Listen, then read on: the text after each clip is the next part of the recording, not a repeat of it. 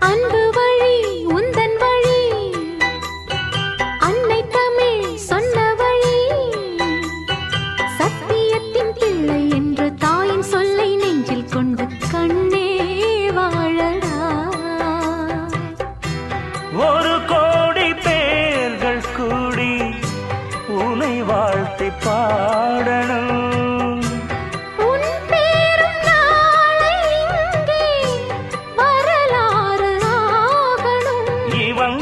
தலைவன் என உன்னை வந்து வணங்க. முத்து முத்து ஆணி முத்து தென்மதுர பாண்டி முத்து ஆராரோ ஓராரி ஓராரி தத்தி வந்த தத்தை இது கண்ணில்